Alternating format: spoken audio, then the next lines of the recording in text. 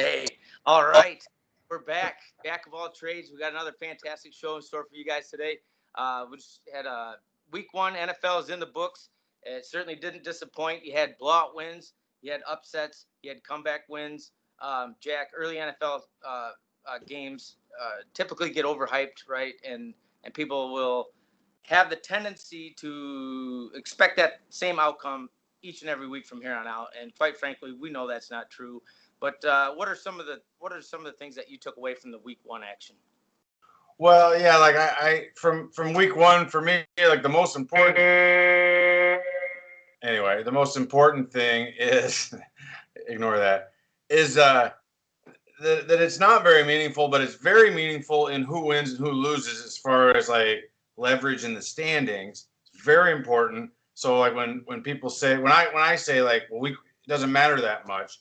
What I'm saying is it doesn't matter that much in extrapolating the future. And so I'm always going to lean towards my evaluation going into the season versus just a straight evaluation of week one, meaning that like it matters and it's like it can be indicative, but just that 1 week. So when, perfect example, I'm a Vikings fan. It was a disaster for the Vikings. It was the greatest thing ever for Green Bay. They like Rodgers was really, really good. And my point with that is like, I didn't think before the season that Rodgers was going to play MVP football. All right. For the season. If you'd asked me, will he play MVP football, blah, blah, blah, any given week, I would say, yes, he will. He will have a great game. So might Mitch Trubisky. So might Josh Allen. These are quarterbacks I think are bad, and so bad quarterbacks have great games.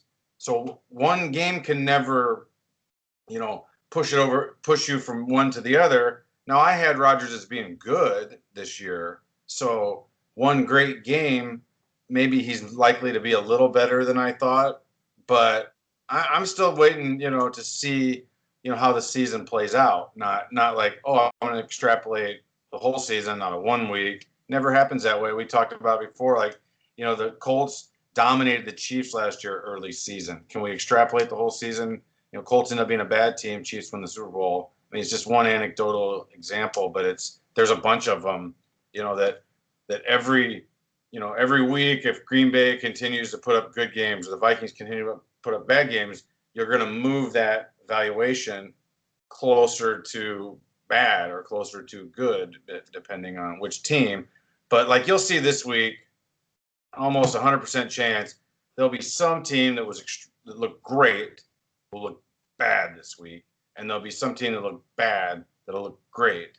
And if you're a Vikings fan, you're hoping that's Green Bay, Minnesota. Probably not that specific case, but there will be lots of fluctuations. It's a week-to-week league. Right, yeah, and we want to focus on this episode and take a look at our Vikings fan. A couple good matchups. We've got Detroit playing at Green Bay. Detroit obviously had the heartbreaker at home. The Bears comeback victory and losing that game late. And then the Packers obviously handling the Vikings pretty solidly in Minnesota. But let's take a look at this week and what we're gonna some of the numbers Jack has on his screen here that we're looking at for the matchup between Detroit and Green Bay. Yeah, you see my screen here. So what I think is important is like when we look at the beginning of the season, where we had these teams and we had, based on last year, and we had, Green Bay was 8.6 and Detroit was 6.8. So Green Bay was decidedly better. There was, and this all includes a lot of regression, and so some of this doesn't include Stafford. So I could see bumping Detroit up a little bit, and so when it came down to the final, the spreads that went off, Detroit was like a 7-win team. Green Bay is like an 8.5-win team. And so that implies some amount of advantage to the Packers. And so now, like I have done some adjustments, the Sagarin rating, the different models have made adjustments based on week one. You look at DVOA, and here's the interesting one. DVOA uses a Dave, like a total Dave, and then they use their their rankings. This is like an efficiency model, and it's terrible to just have a model just using 1 week, and that ought to tell you something right there. But according to this Dave rating, which takes what last year kind of expected into this year, and then Sunday, Detroit is 14th rated, Minnesota 17, Green Bay 18, Chicago 22. So right there, you've got a model that has Detroit, clearly above Chicago, who just beat them, in Detroit. But that makes sense to me because for 57 minutes, Detroit dominated that game. Okay. And so if I'm using this model, I would have Detroit better than Green Bay. And I mean, nobody on the planet is thinking that right now. Like if you watch any TV show, right, it's only about, the only question they're asking previewing Detroit Green Bay is Rodgers gonna put up 40 some points, and does Detroit have a remote chance to win that game? That's all you're hearing. So realistically, if we go to like a point spread situation, and we've talked about this before, like implied chances, based on point spreads. The the line is 6.5, but slightly minus 115 to Detroit, so it's just around 6. It's a little less than 6.5, a little more than 6, whatever. And then you look at the money line here at 250. So this all implies like a 35% chance that Detroit wins the football game, and that's with, sit down and watch TV, and there's just overwhelming public perception that Detroit is ahead, or Green Bay is so much better than Detroit, right? Like, it's just, I mean, at least that's what I'm seeing. I'm seeing people talk about Rodgers for MVP. When is Matt Patricia going to get fired? And da-da-da-da. Oh, they're playing this week up in Green Bay? What a joke. It's going to be a blowout. I've even seen like analytics guy, I expect it to be a blowout. It's like, this is telling me it's not. And this was the line. And this is kind of my overwhelming takeaway from last week, is that the line of that game, if you wanted to bet it in May, was like 6. Nothing's changed. The fact that Detroit blew a lead to Mitch Trubisky, and the fact that Aaron Rodgers played a near perfect game in Minnesota means absolutely nothing to the people putting money on this game. Because I think, people who do this for a living and set these lines, they fully understand that week 1 is just the most overhyped thing. This is what we talked about at the beginning of the show. It's so overhyped that they just throw it out. They're not moving it. And especially in a year where there was no OTAs, training camp didn't start in late July. It started August 12th. No preseason, no OTAs. Week 1 was just going to be a basket case from the start. And so for me, I'm going to put even less value into my week 1, what my eyes told me and what the box scores tell me. And so none of these lines have moved, not the, we're doing the NFC North. The Vikings line is 3, just like it was in July and May. And then the Bears line is 5.5 against the Giants, just like it was. Nothing changed. And that's why when I go to look at these predictive models, they shouldn't change much either. And I feel like 538 and Jeff Segarin's models, they move quite a bit. And so I'm not really in love with those models for that purpose. Football Outsiders, this Dave one is the one that moved maybe the least.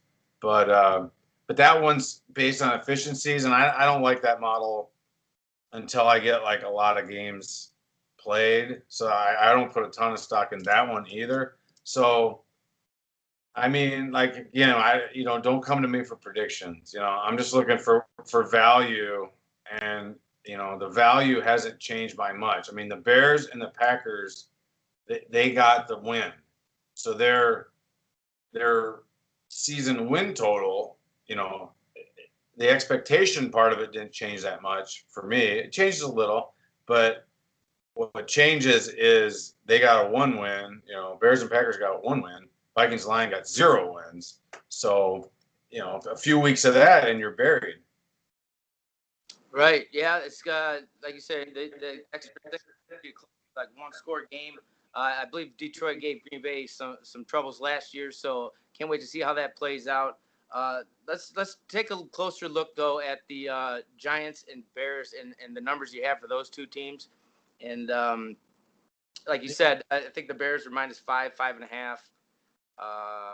Yeah, so that was a line. It was kind of a sensible line. I mean, you got a lot of changes for the Giants. If I go back to the model, it's the Giants are 6.8, and the Bears were 7.8.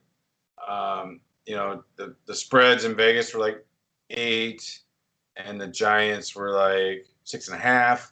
So, it looks to me like Vegas is probably a little bit overvaluing the Bears compared to the Giants. I think, whereas I've got a difference of 1 and Vegas has a difference of 1.5. So then it's like if Vegas had a 5.5 point line, if Bears are a little overvalued, maybe that line, being fair is more like 4. And if I go to here, like these current updated values that I made for every team after this week using kind of a blend of models, I have Bears 19.3 and Giants 16.2. So that's 3 points. So that's why I say, because I don't think there's any home field advantage at all, really, until they let fans in the building. And then even Vegas has got the home field advantage down to like a point, maybe a 1.5. So even with that point and a half, it should be 4, 4.5. I think it's only 3. So what does that mean? Not a lot, for one instance, but I think it's significant. You see kind of like how how value can go back and forth. And I just think in general, a lot of dumb Bear fans go out to Vegas and just bet on the Bears. So I think the Bears are generally overrated in Vegas. I know last year, like the most MVP tickets were on Mitch Trubisky before the season. And what does that say? But so, like I don't like to do, if you start doing deep dives on players and matchups and all this stuff, you can come up with anything, and you hear a lot of that on these, on like preview shows. And I don't feel like very many people in the media have enough access to players and plays and strategies and coaching and matchups, and not only enough access, but enough data to come up with like a cogent idea of like how this is going to work out. I mean, everybody tries to do it, and they all can. Some can sound really smart when they're doing it, and they're former players or they're former coaches. And honestly, if you there's so many that are wrong, they just throw those away and then they keep going. So like, to me, this is more sound analysis, as I would be like, okay, Bears are 3 points better than New York. Next. Yeah, right. Sticking with it right here. The Minnesota Vikings now are playing on the road at Indianapolis, and I believe the Colts were -3. But you did touch on the home field advantage isn't what it used to be without the fans. That's pretty obvious, and people are making adjustments for that. But when you look at Vikings going on the road versus the Colts, what do you come up with on your numbers here?